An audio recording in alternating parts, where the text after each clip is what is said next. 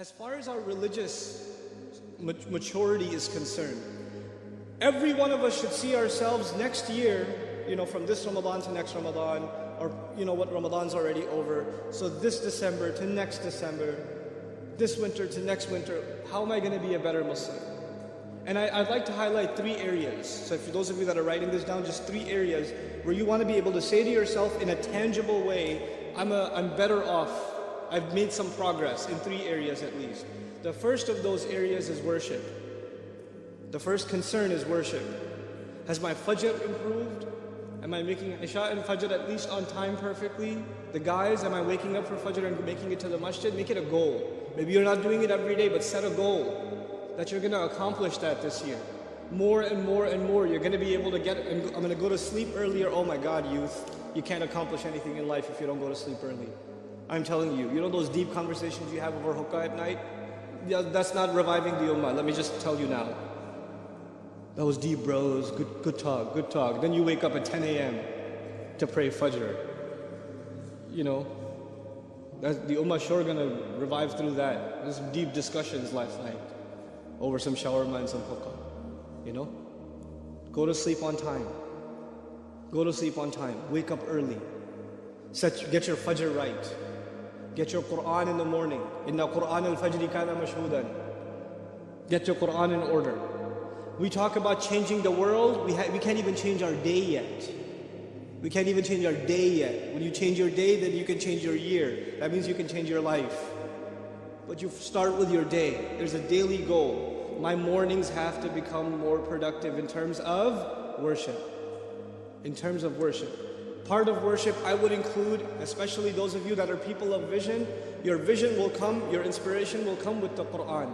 And the Quran has to be in your heart. You have to have a project of memorizing as much Quran as you can. As little at a time as possible. If you can handle more, take on more. But every day, Fajr and a little bit of memorization, a little bit of recitation, and that's what starts your day. And I can guarantee you, if you do that in your life, even if you do that this week once, if you do it once, you will notice the difference the rest of the day. You will notice that day has more barakah in it, you're getting more accomplished. The doors around you are opening, opportunities are coming, your mind is clearer, creative ideas are coming to you. You'll see Allah brings those blessings to you, opens those doors that are otherwise closed. So the first of how many areas did I say? I said 3 areas, and the first of those areas is worship. That's the first area I'm going to improve in. The second area that you really have to work on, that you really, really have to be concerned with, is knowledge.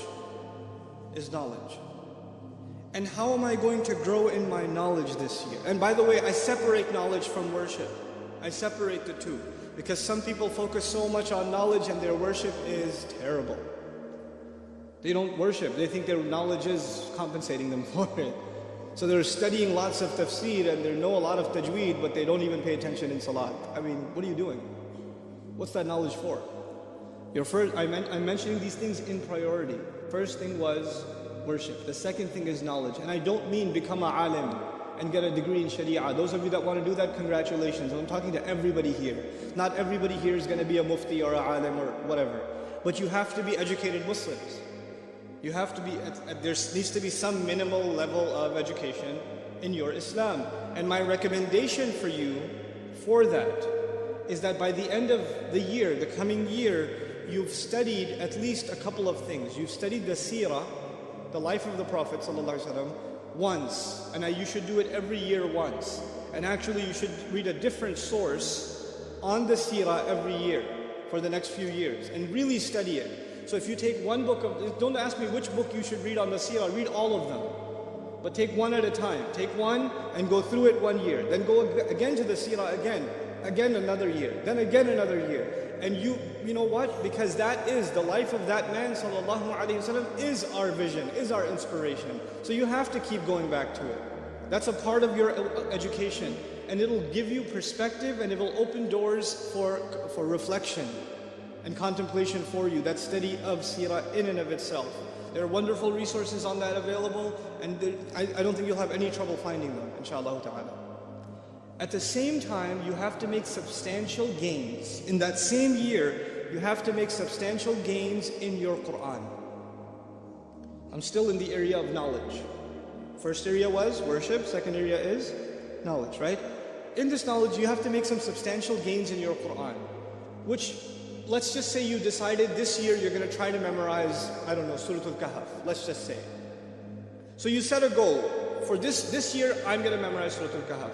That means I'm going to memorize it, I'm going to study its tafsir, I'm going to read it in translation, I'm going to try to understand every word in its vocabulary. If there's a lecture series on Surah Al-Kahf, if there's a tafsir available on Surah Al-Kahf, if there's an article and paper on Surah Al-Kahf, I'm going to take it and I'm going to consume it. This is Surah Al-Kahf year for me. Next year might be Surah Al-Rahman year. The year after that might be Surah Al-Baqarah year, I don't know. Maybe it's a couple of surahs a year. But every year you make a substantial gain in your Quran. Tangible. Don't just say I'm going to study the Quran. Don't do that. And don't just pick random passages.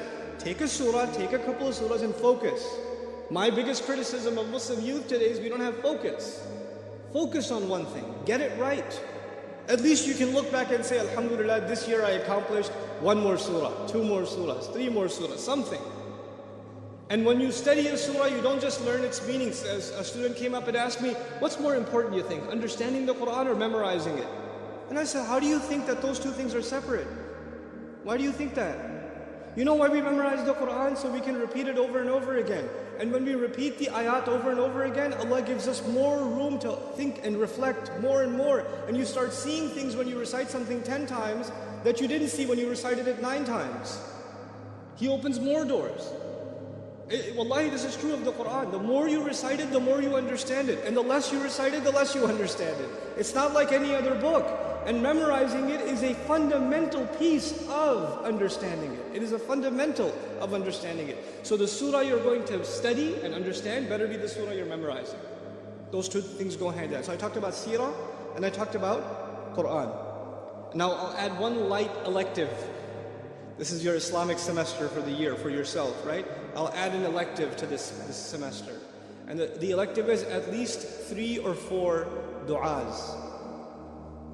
4 du'as, you studied them, you memorized them, and they became a part of your day. This is actually combining knowledge and, oh, I got 10 minutes is like an eternity. I don't need 10 minutes. But that's okay. You know, memorizing a few du'as from the Prophet ﷺ that you can make a part of your day. Now you're combining knowledge with practice. You're combining both of those things. Okay? And actually each of these 3 areas of knowledge that I mentioned, and I didn't mention others. I know there's fiqh, I know there's aqidah, I know there's tafsir, I know there's other areas of knowledge. I mentioned these 3 things on purpose because these 3 things will make you a better Muslim immediately. Immediately they start having a practical impact on you. Your salah starts improving because you're reciting Quran that you've understood. You know, your love of the Prophet ﷺ is increasing because you're learning about his life every year. So every time you send salawat upon him, it's deeper. Those salawat are deeper felt. Your knowledge of dua is bringing you closer to Allah because now you know what you're asking Him. You know what you're actually asking Him. Now, this is knowledge.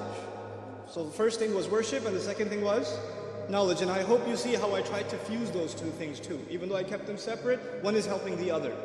So if your knowledge is not helping your worship, I don't know if it's real knowledge. I don't know if that's real knowledge, in terms of deen. In terms of deen. Then there's the third area, and that is service. There's service. And that's where you have to figure out, you have to set some time, whether it's once a week, whether it's on the weekends. You don't need the screen anyway. If it was on the weekends, whether it's, once in a month, but you have to do some kind of service, meaning help people. Help people. And that doesn't mean that you necessarily have to do this under an Islamic banner. If you want to volunteer at Habitat for Humanity, do it. It's okay, it'll be cool to see a bearded guy helping out with that too. It'll be cool.